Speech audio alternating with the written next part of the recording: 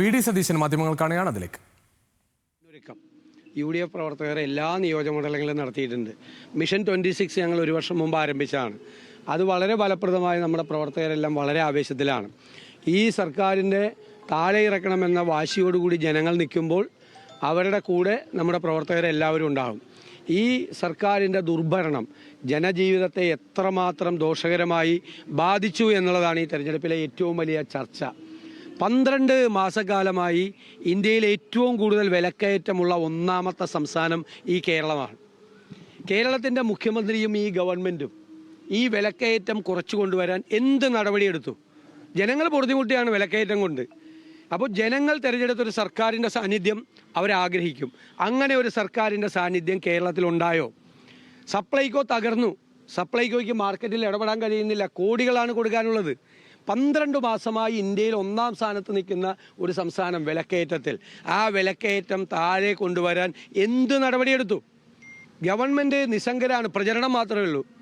തെരഞ്ഞെടുപ്പ് പ്രചരണമാണ്, വ്യാപകമായ പ്രചരണമാണ്. കോടാനുകോടി രൂപ ഞാനും നിങ്ങളും നികുതി അടയ്ക്കുന്ന പണത്തിൽ നിന്നും ഈ തെരഞ്ഞെടുപ്പ് പ്രഖ്യാപിക്കുന്നത് വരെയുള്ള പ്രചരണമായിരുന്നു. കോടിക്കണക്കിന് രൂപ എടുത്തുകൊണ്ട് മാധ്യമങ്ങളിൽ മാത്രമല്ല അല്ലാതെയുള്ള പ്രചരണമാണ്. ശരിക്കും തെരഞ്ഞെടുപ്പ് പ്രചരണമാണ് ഗവൺമെൻറ് നടത്തിയത്. മുഴുവൻ കള്ളപ്രചരണങ്ങളാണ്. 1,10,000 കോടി രൂപ കിഫ്ബിക്ക് ചിലവാക്കിയെന്നാണ് കള്ളപ്രചരണം. 38,000 കോടി രൂപയാണ് ചിലവാക്കിയിരിക്കുന്നത്. അതിന് 30,000 കോടി രൂപ നികുതി വരുമാനത്തിൽ നിന്ന് എടുത്താണ് ചിലവാക്കിയിരിക്കുന്നത്. എന്താ വ്യത്യാസം? ബാക്കി 8,000 കോടി രൂപ കടമെടുത്തിരിക്കുകയാണ്. ആ കടവും കടമെടുപ്പിൻ്റെ പരിധിയിൽ വരും. അതിപ്പോൾ ഈ കിഫ്ബി ഇല്ലായിരുന്നെങ്കിലും ഈ 30,000 കോടി രൂപ നികുതിയിൽ നിന്ന് PWDക്കും ഇറിഗേഷനും ഒക്കെ ചിലവാക്കാമായിരുന്നു. എന്ത് വ്യത്യാസമാണ്? 1,10,000 കോടി രൂപ എന്ന് കള്ളം പറഞ്ഞിരിക്കുകയാണ്. ആകെ ചിലവാക്കിയിരിക്കുന്നത് 2018 വന്നാണ് കിഫ്ബി. എന്നിട്ട് നുണപ്രചരണമാണ്. പിന്നെ പറഞ്ഞിരിക്കുകയാണ് 10 വർഷത്തേക്ക് അന്നം കൊടുത്തു, ഔദാര്യ റേഷൻ കൊടുത്തു. ഏതെങ്കിലും ഗവൺമെൻറ് റേഷൻ മുടക്കിയിട്ടുണ്ടോ കേരളത്തിൽ? ഇവർ പറഞ്ഞ കേട്ടാൽ 10 കൊല്ലമായിട്ട് റേഷൻ മുടങ്ങാത്ത ആദ്യത്തെ സർക്കാരാണിതെന്ന് തോന്നും. റേഷൻ കേന്ദ്ര ഗവൺമെൻറ് കോൺഗ്രസ് കേന്ദ്രത്തിൽ ഭരിക്കുമ്പോൾ കൊണ്ടുവന്ന സ്റ്റാറ്റ്യൂട്ടറി റേഷനിങ് ആണ്. കേരളത്തിലാണ് ഇന്ത്യയിൽ ആദ്യമായി നടപ്പാക്കിയത്. കോൺഗ്രസ് സർക്കാരാണ് നടപ്പാക്കിയത്. ഇന്ത്യയിലെ ഏറ്റവും നല്ല പൊതുവിതരണ സമ്പ്രദായമുള്ള സംസ്ഥാനം കേരളമാണ്. അച്യുതാനന്ദൻ ഭരിച്ചിരുന്നപ്പോഴും റേഷൻ മുടങ്ങിയിട്ടില്ല. ഉമ്മൻചാണ്ടി ഭരിച്ചപ്പോഴും AK ആന്റണി ഭരിച്ചപ്പോഴും അച്യുതമേനോൻ ഭരിച്ചപ്പോഴും ഒന്നും കൂടെ റേഷൻ മുടങ്ങിയിട്ടില്ല. പുതിയ അവകാശവാദമാണ്. ഫ്ലെക്സിൽ എഴുതി വെച്ചേക്കാണ്. കേരളം മുഴുവൻ 10 കൊല്ലം അന്നം തന്നും. ഇവരെ ഔദാര്യമുള്ള അന്നം കൊടുത്തത്. ഇതുപോലത്തെ കള്ളപ്രചരണമാണ്. റേഷൻ എന്നാ മുടങ്ങിയിട്ടുള്ളത്? ഒരു കാലത്തും മുടങ്ങിയിട്ടില്ല. ഞാൻ എല്ലാം പറയുന്നില്ല. ഇതുപോലെ വ്യാപകമായ കള്ളപ്രചരണം നടത്തി ഗവൺമെൻറ്റിൻ്റെ തെറ്റായ കാര്യങ്ങൾ ഇപ്പോൾ കണ്ടില്ലേ. തിരുവനന്തപുരത്ത് ബന്ധുക്കൾ പരാതി പറയുകയാണ്. അവിടെ തീപിടുത്തം ഉണ്ടായതിൻ്റെ ഭാഗമായിട്ടാണ് 5 പേര് മരിച്ചതെന്ന്. എനിക്കറിയില്ല സത്യാവസ്ഥ. പക്ഷെ ഗൗരവതരമായ അന്വേഷണം നടത്തണം. മരിച്ചുപോയവരുടെ ബന്ധുക്കൾ പരാതി പറഞ്ഞിരിക്കുകയാണ്. ആരോഗ്യ കേരളം വെന്റിലേറ്ററിലാണ്. നമ്മളത് പറയുമ്പോൾ ജനങ്ങൾ പറയാണ് വെന്റിലേറ്ററിലല്ല മോർച്ചറിയിലാണെന്ന് പറയാണ്. അതേ സ്ഥിതിയിൽ ആരോഗ്യ കേരളത്തെ മാറ്റി. എല്ലാ രംഗത്തും തികഞ്ഞ പരാജയമാണ്. മുഖ്യമന്ത്രി എന്നിട്ട് PR പ്രവർത്തനം കൊണ്ട് മേനി നടിക്കാൻ ശ്രമിക്കുകയാണ് മുഖ്യമന്ത്രി. അത് ഞങ്ങൾ പൊളിച്ചു കാട്ടി തെരഞ്ഞെടുപ്പിൽ ഒരു സംശയം വേണ്ട. അതേപോലെ തന്നെ ഈ 2006 2011 ഇടതുമുന്നണിക്ക് ഒരു പ്രത്യേകത ഉണ്ടായിരുന്നു. VS അച്യുതാനന്ദന്റെ പടം വെച്ച് പോസ്റ്റ് അടിക്കുന്ന പരിപാടി. അത് UDF ഇപ്പോൾ വന്നേക്കണെയാണ്. ചില കോൺഗ്രസ് നേതാക്കളുടെയൊക്കെ പടം വെച്ച്, പ്രത്യേകിച്ചും KC വേണുഗോപാലിൻ്റെയൊക്കെ പടം വെച്ച് പോസ്റ്റർ വന്നിട്ടുണ്ട്, ശ്രദ്ധിച്ചിരുന്നു. അവരെല്ലാം കോൺഗ്രസ് നേതാക്കളല്ലേ. അവരുടെ പേരിൽ പടം വെച്ച ഒരു കുഴപ്പമില്ല, ഒരു തെറ്റുമില്ല. ഏത് കോൺഗ്രസ് നേതാവിൻ്റെ പേരിൽ പടം വെച്ചാലും ഒരു തെറ്റുമില്ല. ആര് വന്നാലും കുഴപ്പമില്ല. മുൻപൊരു നേതാവിന് മാത്രം അതൊന്നും കുഴപ്പമൊന്നുമില്ല. അതൊക്കെയല്ലേ കോൺഗ്രസിൽ വലിയ ടീമുണ്ട്. നിങ്ങൾ അതിൽ കുത്തിത്തിരിപ്പുണ്ടാക്കാൻ നോക്കണ്ട. ഒരു കുഴപ്പമില്ല. അങ്ങനെ മുഖ്യമന്ത്രി സ്ഥാനാർത്ഥിയുടെ കാര്യമൊക്കെ വളരെ ക്ലിയർ ആണ്. ഇതിപ്പോൾ CPMൻ്റെ ഒരു നറേറ്റീവാണ്. കോൺഗ്രസിൽ വലിയ കുഴപ്പമുള്ളെന്ന്. ഒരു കുഴപ്പമില്ല. ഞാനും KC വേണുഗോപാലും തമ്മിൽ കൊച്ചി സീറ്റിൻ്റെ പേരിൽ അടി നടന്നു. ഞാൻ പറഞ്ഞല്ലോ, വലിയ വാർത്തയായിരുന്നു. എന്നോട് KC വേണുഗോപാലാണ് പറഞ്ഞത്, എടാ ഇങ്ങനൊരു വാർത്ത വന്നിട്ടുണ്ട്. ഞാൻ വാർത്ത ഇടാൻ പറഞ്ഞു. ഞങ്ങൾ രണ്ടുപേരും കൂടി ആ വാർത്ത കണ്ട് ചിരിക്കുകയായിരുന്നു. സൈചേട്ടൻ ഇറങ്ങിപ്പോയെന്നൊക്കെ ഒരുപാട് പ്രാവശ്യം ഇറങ്ങിപ്പോയി ആ യോഗത്തിൽ നിന്ന്. ഇടയ്ക്ക് യൂറിനലൊക്കെ പോകണ്ടേ. യോഗത്തിൽ നിന്ന് ഒരുപാട് പ്രാവശ്യം ഇറങ്ങിപ്പോയി ഞങ്ങളെല്ലാവരും. പുറത്തു നിന്ന് പോയി ചായ കഴിക്കാൻ പോയി, മറ്റേ വാഷ്റൂമിൽ പോയി ഒരുപാട്. പിന്നെ ഉറക്കം വന്നു കഴിഞ്ഞപ്പോൾ പോയി, ഉറക്കം വന്നപ്പോൾ പോയി മുഖം കഴുകാൻ പോയി. ഇങ്ങനെ എത്ര പ്രാവശ്യം പോയി. നിങ്ങളൊക്കെ വ്യാജ വാർത്തകളാണ് ഉണ്ടാക്കണം. വ്യാജ വാർത്ത പല സ്ഥാനാർത്ഥികളുടെയും കാര്യത്തിൽ ഞങ്ങൾ ഡിബേറ്റ് ചെയ്ത് കാണും. വേണ്ടേ? ജനാധിപത്യ അല്ല ജനാധിപത്യ പാർട്ടിയാണ്. പിണറായി വിജയൻ വരുന്നിട്ട് പോക്കറ്റിൽ നിന്ന് ഒരു ലിസ്റ്റ് എടുത്ത് വായിക്കുമ്പോൾ അത് കൈയടിക്കുന്ന പാർട്ടിയല്ല കോൺഗ്രസ്. ഞങ്ങൾ ഓരോ സ്ഥാനാർത്ഥികളെക്കുറിച്ചും വിശദമായ ചർച്ച ഞങ്ങൾ നടത്തിയിട്ടാണ് ഞങ്ങൾ തീരുമാനമെടുത്തിരിക്കുന്നത്.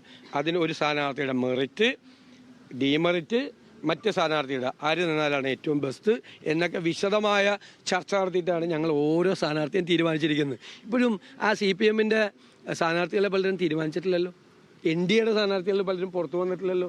ഞങ്ങളുടെ 140 സ്ഥാനാർത്ഥികളും പ്രചരണം തുടങ്ങിയിട്ട് എത്ര സമയമായി കാണാനില്ലല്ലോ. ഇന്നലെ G. സുധാകരനുമായി ബന്ധപ്പെട്ട് മുഖ്യമന്ത്രി പറഞ്ഞത് അദ്ദേഹത്തെ പലതവണ ഫോണിൽ വിളിക്കാൻ ശ്രമിച്ചിരുന്നു, അദ്ദേഹത്തെ വിളിച്ച് കിട്ടിയില്ല. പക്ഷേ G. സുധാകരൻ ഇന്ന് അത് നിഷേധിച്ച് വിളിച്ചില്ല എന്ന് പറഞ്ഞു. കാരണം അങ്ങയുടെ പാർട്ടിയോട് പിന്തുണയ്ക്കുന്ന ഒരു നേതാവായിട്ട് ഇവിടെ മത്സരിക്കുകയാണ്. അപ്പോൾ എന്താണ് ഞാൻ അദ്ദേഹത്തെ വിശ്വസിക്കുകയുള്ളൂ. G. സുധാകരൻ ഒരു നുണയും പറയില്ല.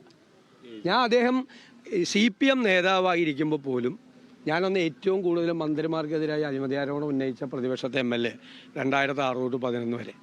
അന്ന് മന്ത്രിമാരെ നമ്മൾ ആക്രമിക്കുന്ന സമയത്തും ഈ മനുഷ്യനെക്കുറിച്ച് ആദരവോടുകൂടി സംസാരിച്ചിട്ടുള്ള ഒരാളാണ്. നിയമസഭയിലെ റെക്കോർഡിൽ കിടക്കുന്നുണ്ട് ഞാൻ അദ്ദേഹത്തെക്കുറിച്ച് പ്രസംഗിച്ചത് 2008-ലോ 2009-ലോ.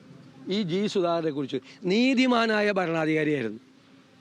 നീതിമാനായ ഭരണാധികാരി. 1000 കോടി കിട്ടിയാൽ 140 MLA-മാർക്ക് വീതം വയ്ക്കും. ഒരു കാര്യം ചെന്ന് പറഞ്ഞാൽ അതിൽ രാഷ്ട്രീയമൊന്നും നോക്കാതെ നേരെ ഏതാണ് നെറി ഏതാണെന്ന് നോക്കിയിട്ട് തീരുമാനമെടുക്കും. അങ്ങനത്തെ ആളാണെന്ന് ഞാൻ അദ്ദേഹത്തെക്കുറിച്ച് നിയമസഭയിൽ വേറൊരു മന്ത്രിയെക്കുറിച്ച് എനിക്ക് ഇതുവരെ പറയാൻ, LDF മന്ത്രിയെക്കുറിച്ച് പറയാൻ, മന്ത്രിയെക്കുറിച്ച് പറയാനുള്ളൊരു അവസരം എനിക്ക് ഉണ്ടായിട്ടില്ല. അദ്ദേഹത്തെക്കുറിച്ച് പറഞ്ഞു. അദ്ദേഹത്തെക്കുറിച്ച് ഇപ്പോഴും ആദരവുണ്ട്. ഞാൻ അദ്ദേഹം പറഞ്ഞത് വിശ്വസിക്കുള്ളൂ. അതൊക്കെ നിങ്ങൾക്ക് എങ്ങനെ വേണമെങ്കിലും വ്യാഖ്യാനിക്കാന്നേ, നിങ്ങൾക്ക് എങ്ങനെ വേണമെങ്കിലും വ്യാഖ്യാനിക്കാം.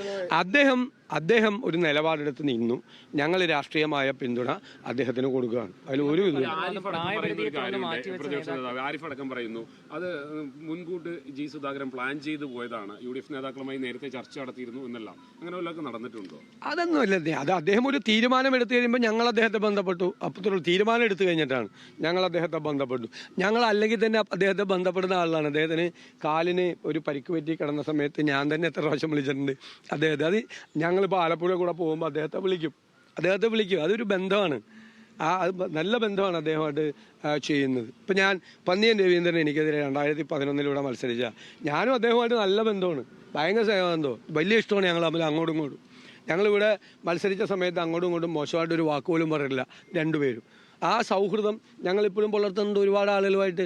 അതുപോലെ ആദരവോടുകൂടി ബഹുമാനം നമ്മൾ ഉള്ള ഒരാളാണ് G. സുധാകരൻ. ഞാൻ അദ്ദേഹത്തെക്കുറിച്ച് ഒരു വാക്ക് പോലും. തളിപ്പറമ്പ് സീറ്റിലും ഇപ്പം ശ്യാമളയ്ക്ക് സീറ്റ് കൊടുത്തത് മെറിറ്റ് അടിസ്ഥാനത്തിൽ തന്നെയാണെന്നാണ് മുഖ്യമന്ത്രി പറയുന്നത്. കഴിഞ്ഞ വലിയ വിവാദമായിരുന്നു പാർട്ടി സെക്രട്ടേറിയറ്റ്. അല്ല, CPM-ന്റെ മെറിറ്റ് എന്താണെന്ന് മനസ്സിലായില്ല. CPM-ന്റെ മെറിറ്റ് എന്താണെന്ന് ആ പാർട്ടി നേതാക്കന്മാർ തന്നെ പറഞ്ഞല്ലോ. ആ തളിപ്പറമ്പിലെ ഏറ്റവും മുതിർന്ന കമ്മ്യൂണിസ്റ്റ് നേതാവാണ്. കണ്ണൂർ ജില്ലയിലെ തന്നെ ഏറ്റവും മുതിർന്ന കമ്മ്യൂണിസ്റ്റ് നേതാവാണ്. 25 കൊല്ലം അവിടെ ഏരിയ സെക്രട്ടറി ആയിരുന്ന ആളാണ്. ഇപ്പോൾ ജില്ലാ സെക്രട്ടേറിയറ്റിലെ നമ്പർ 1 ആണ്. അദ്ദേഹമാണ് ഇതിനെക്കുറിച്ച് പറഞ്ഞത് അല്ലേ. അവരാണ് ആന്തൂരിലെ ഷാജൻ്റെ ആത്മഹത്യക്ക് പിന്നിൽ പ്രേരണയായി നിന്നത് അവരാണ് എന്നടക്കമുള്ള കാര്യങ്ങൾ പറഞ്ഞു. അപ്പോൾ അവരുടെ അർഹത എന്ന് പറയുന്നത് അത് CPM ആണ് അവരുടെ സ്ഥാനാർത്ഥിയെ തീരുമാനിക്കുന്നത്. അത് അവരുടെ ഇഷ്ടം. ഞങ്ങൾ അതിനകത്തൊന്നും ഇടപെടില്ല. പക്ഷേ പാർട്ടിക്കകത്താണ് എതിർപ്പ്. പാർട്ടിക്കകത്താണ് അതിശക്തമായ എതിർപ്പുള്ളത്. സ്ഥാനാർത്ഥികളെ ഇപ്പോൾ AM ഷംസീറിന് തലശ്ശേരിയിൽ സീറ്റില്ല, അദ്ദേഹത്തിന് ഇത് കൊടുത്തില്ല, വേറെ ചിലർക്ക് കൊടുത്തു. അങ്ങനെ പല പ്രശ്നങ്ങളുണ്ട്. ഞങ്ങളൊന്നും അവരുടെ ആഭ്യന്തര കാര്യത്തിൽ ഇടപെടാറില്ല. അപ്പം അവരുടെ പാർട്ടി അവർക്ക് ഇഷ്ടമുള്ളവർക്ക് സീറ്റ് കൊടുത്തു. ഞങ്ങളുടെ പാർട്ടി ഞങ്ങൾക്ക് ഇഷ്ടമുള്ളവർക്ക് സീറ്റ് കൊടുക്കും. അതിലും ഇടപെടാൻ നിൽക്കേണ്ട ആരും. അത്രേ ഞാൻ പറയുന്നുള്ളൂ. ഇല്ല, നീ രാവിലെ ഇറങ്ങിയിരിക്കുകയാണ്. നീ രാവിലെ നിന്നെ കണ്ടപ്പോഴേ എനിക്ക് മനസ്സിലായി നീ എന്തോ പരിപാടിയായിട്ട് ഇന്ന് രാവിലെ. ഇല്ല, ഇവിടം വരെ എറണാകുളത്ത് വരില്ല എനിക്കറിയാം. ഞാൻ സേതി പറയാട്ടാ, കളിയാക്കി പറഞ്ഞല്ല. ഇന്നലെ കെ. സുധാകരന്റെ അഭിമുഖത്തിൽ പറഞ്ഞൊരു കാര്യം എന്ന് പറഞ്ഞാൽ മൂന്നാം സർക്കാർ അല്ലെ നിങ്ങളെ അദ്ദേഹം വളരെ ക്ലാരിഫൈ ചെയ്ത് അത് പറഞ്ഞിട്ടുണ്ട്. വളരെ ക്ലാരിഫൈ ചെയ്ത് നിങ്ങൾക്കറിയാമല്ലോ അദ്ദേഹത്തിൻ്റെ സംസാരത്തിൻ്റെ ഇടയിലുണ്ടായ ഒരു സാധനം എടുത്ത് അതിൽ നിന്ന് അദ്ദേഹം നന്നായിട്ട് ക്ലാരിഫൈ ചെയ്ത് പറഞ്ഞിട്ടുണ്ട്. അത് ക്ലാരിഫൈ ചെയ്ത് ഫേസ്ബുക്ക് പോസ്റ്റ് ഇട്ടിട്ടുണ്ട്. അദ്ദേഹം പറഞ്ഞത് 100-ലധികം സീറ്റുമായി വരും എന്നുള്ള പ്രതിപക്ഷ നേതാവിൻ്റെ അവകാശവാദം 100% ശരിയാണ്. പ്രതിപക്ഷ നേതാവ് സതീശന് തെറ്റാറില്ല എന്നാണ് പറഞ്ഞത്. കണക്ക് കൂട്ടൽ അദ്ദേഹത്തിൻ്റെ തെറ്റാറില്ല എന്നാണ് പറഞ്ഞത്. അത് അദ്ദേഹം അദ്ദേഹം എന്നോട് എപ്പോഴും പറയും, നീ തൃക്കാക്കരയിലും അതുപോലെ പുതുപ്പള്ളിയിലും പാലക്കാടും നിലമ്പൂരും പാർലമെൻറ്റ് ഇലക്ഷനൊക്കെ നിൻ്റെ കണക്ക് കറക്റ്റായിരുന്നു. അതാണ് അത് എന്നോടും എപ്പോഴും പറയാറില്ല. അതാണ് എൻ്റെ കണക്ക് കൂട്ടൽ 100-ലധികം സീറ്റുമായി വരുമെന്നുള്ള സതീശൻ്റെ കണക്ക് തെറ്റില്ല എന്ന് അദ്ദേഹം പറഞ്ഞത്. പിന്നെ വെറുതെ നിങ്ങൾ പോയി കൺഫ്യൂഷൻ ആക്കായിരുന്നാൽ അല്ല, അതൊക്കെ അവരെല്ലാം പാർട്ടിക്ക് വളരെ വേണ്ടപ്പെട്ടവരല്ലേ. അതിൽ പലരും അർഹരായ ആളുകളായിരുന്നു മത്സരിക്കാൻ, പലരും അർഹരായ ആളുകളാണ്. ഞങ്ങളും വിഷമത്തോടു കൂടിയും പ്രയാസത്തോടു കൂടിയാണ് സ്ഥാനാർത്ഥികളെ ചിലരെ തീരുമാനിച്ചത്. ഒന്നിലധികം ആളുകൾ വരും. ചിലപ്പോൾ സോഷ്യൽ ബാലൻസിൻ്റെ പേരിൽ കുറച്ചുകൂടി അർഹതയുള്ളവരെ ചിലപ്പോൾ മാറ്റി നിർത്തേണ്ടി വരും. അവരെ എല്ലാവരെയും ഞങ്ങൾ ഹൃദയത്തോട് ചേർത്ത് നിർത്തും. അവരെല്ലാം ഞങ്ങൾക്ക് വേണ്ടപ്പെട്ടവരും പ്രിയപ്പെട്ടവരുമാണ്. അല്ലാതെ അവർ കഴിവില്ലാത്തവരോ കൊള്ളരുതാത്തവരോ അല്ലെ കൊള്ളില്ലാത്തവരോ മത്സരിക്കാൻ പറ്റാത്തവരോ ആയതുകൊണ്ടല്ല അവരെ മാറ്റിയത്. ഒരാളെയല്ലേ നിർത്താൻ പറ്റുള്ളൂ. ഈ സ്ഥാനാർത്ഥി പട്ടികയിൽ സ്ത്രീകളുടെ പ്രാതിനിധ്യം കുറവാണെന്ന് അതൊക്കെ ഉണ്ട്. അതൊക്കെ സ്ഥാനാർത്ഥി ഉണ്ട്. കുറച്ചുകൂടി കൊടുക്കണമെന്ന് ഞങ്ങൾക്ക് ഭയങ്കര ആഗ്രഹമായിരുന്നു. കുറച്ചുകൂടി കൊടുക്കണമെന്ന് ഞങ്ങൾക്ക് ആഗ്രഹമായിരുന്നു. എനിക്കും തൃപ്തിയില്ല ആ കാര്യത്തിൽ. പോരാ, കുറച്ചുകൂടി കൊടുക്കണം. അവിടെ നിന്നൊരു ഭിന്നത. നിങ്ങളിത് ആരോടെങ്കിലും ചെന്ന് വഴിയിൽ കൂടി പോകണം, ആരോടെങ്കിലും ചെന്ന് നിങ്ങളിങ്ങനെ മൈക്ക് വെച്ചിട്ട് ചോദിച്ചാൽ അയാളെ കൊണ്ട് പറഞ്ഞിട്ട് കാര്യമില്ല. അവിടെ മുഴുവൻ പാർട്ടി സംവിധാനം എല്ലാവരും ഇറങ്ങിയിരിക്കുകയാണ്. 48 മണിക്കൂർ എന്തെല്ലാം പണിയാണ് കാണിച്ചത്. മറ്റേ സുധാകരനും അടൂർ പ്രകാശം വെച്ചിട്ട് എന്തോരം പണി. അതെല്ലാം 7 നിലയിൽ പോയില്ലേ, ചീറ്റി പോയില്ലേ. ആരുടെ വിശ്വാസ്യതയാണ് പോയത്? കള്ള വാർത്തകൾ ഉണ്ടാക്കിയ, നുണ ബോംബുകൾ പൊട്ടിച്ച മാധ്യമങ്ങൾ എല്ലാവരും അല്ല. നുണ ബോംബുകൾ പൊട്ടിച്ച, മനഃപൂർവ്വം CPM-ന് വേണ്ടി പണിയെടുക്കുന്ന, അവരുടെ നിന്ന് പണം പറ്റിയിട്ട് ഞങ്ങളെ അപമാനിക്കാൻ ശ്രമിക്കുന്ന ചില മാധ്യമങ്ങൾ 7 നിലയിൽ അവരുടെ ക്രെഡിബിലിറ്റി പൊട്ടിപ്പോയതാണ് കണ്ടത്. 7 നിലയിൽ. ഇപ്പം ജനങ്ങൾ ചിരിക്കുകയാണ് എല്ലാവരും വിളിച്ചിട്ട്. അത് നോക്കിയാൽ നിങ്ങൾക്ക് നല്ലത്, നമുക്ക് കുഴപ്പമൊന്നുമില്ല. അതൊന്നും വരില്ല. അതൊക്കെ ധാരണയുണ്ടാവും എല്ലാത്തിനും. അതൊന്നും ഒരു പ്രശ്നം വരില്ല. വിവിധ വിഷയങ്ങളിൽ പ്രതികരിക്കുകയായിരുന്നു പ്രതിപക്ഷ നേതാവ്. തെരഞ്ഞെടുപ്പിൽ 10 ദിവസം 15 ദിവസം ഉള്ളപ്പോൾ സമയത്ത് ചെയ്തതാണ്. അതൊന്നും ഒരു കുറ്റമാണ്. അല്ലല്ല അതൊന്നും അങ്ങനെ അതൊക്കെ അവരൊക്കെ വരേണ്ട ആളിലാണെന്നേ. വളരെ പ്രധാനപ്പെട്ട സീനിയറായിട്ടുള്ള നേതാവ്. അപ്പം ഞാൻ ജോസഫ് വാഴക്കനെ കുറിച്ച് പറയാം. എനിക്ക് വലിയ കടപ്പാടുള്ള നേതാവാണ്. ഞാൻ രാഷ്ട്രീയത്തിൽ നിന്ന്, വിദ്യാർത്ഥി യുവജന രാഷ്ട്രീയത്തിൽ നിന്ന് ഔട്ടായി പുറത്ത് നിൽക്കുമ്പോൾ ഞാൻ തിരിച്ചു പിന്നെ വരുന്നത് NSY സെക്രട്ടറിയാണ്. എന്നെ NSY സെക്രട്ടറി ആകാനും തിരിച്ച് മുഖ്യധാര രാഷ്ട്രീയത്തിലേക്ക് കൊണ്ടുവരാനും കഠിനാധ്വാനം ചെയ്ത ഒരാളാണ്. എന്നെ അനിയനെ പോലെ സ്നേഹിച്ച ഒരാളാണ്. എനിക്ക് ഒരുപാട് കടപ്പാടുള്ള ഒരാളാണ് ജോസഫ് വാഴക്കൻ എന്ന് പറഞ്ഞാൽ. വിരലിലുണ്ടാവുന്ന ആളുകളിൽ ഏറ്റവും പ്രധാനപ്പെട്ട ഒരാളാണ് അദ്ദേഹം. അപ്പം ഞാൻ ഈ സ്ഥാനത്ത് ഇരുന്നിട്ട് പോലും അദ്ദേഹത്തിനെ പോലത്തെ ഒരാൾക്ക് സീറ്റ് കൊടുക്കാൻ പറ്റില്ല എന്ന് പറഞ്ഞാൽ എനിക്ക് ഭയങ്കര സങ്കടമുള്ള ആളാണ്. എനിക്ക് ഭയങ്കരമായി. ഞാൻ ഔട്ടായി പോയി പിക്ചറിൽ നിന്ന് പുറത്തു പോയ ഒരാളെ തിരിച്ച് കൈപിടിച്ച് കൊണ്ടുവന്ന് മുഖ്യധാര രാഷ്ട്രീയത്തിൽ കൊണ്ടുവന്ന ഒരാളാണ് ജോസഫ്. സ്ഥാനാർത്ഥി പട്ടികയുമായി ബന്ധപ്പെട്ട പ്രശ്നങ്ങൾ, അതോടൊപ്പം പ്രചാരണ പ്രവർത്തനങ്ങൾ എല്ലാം വിശദീകരിക്കുകയായിരുന്നു പ്രതിപക്ഷ നേതാവ്. എന്തായാലും ഇപ്പോൾ LDF-ന്റെ നേതൃത്വത്തിൽ നടത്തുന്ന പ്രചാരണങ്ങളെല്ലാം കള്ളപ്രചാരണങ്ങളാണ് എന്ന് പ്രതിപക്ഷ നേതാവ് പറയുന്നു. അതോടൊപ്പം തന്നെ ഈ സംസ്ഥാനത്തുടനീളം വച്ചിരിക്കുന്ന ഫ്ലക്സുകളിലെ വിഷയങ്ങൾ ഒന്നൊന്നായി എടുത്തു പറഞ്ഞ് വിമർശിക്കുന്നു. ഏറ്റവും പ്രധാനപ്പെട്ട കാര്യം ഈ കിഫ്ബിയുമായി ബന്ധപ്പെട്ട തുക, അത് UDF അധികാരത്തിൽ വന്നാൽ അത് സംബന്ധിച്ച് കൃത്യമായ വിശദീകരണം നൽകും എന്നത് കൂടി പ്രതിപക്ഷ നേതാവ് വിമർശിക്കുന്നുണ്ട്.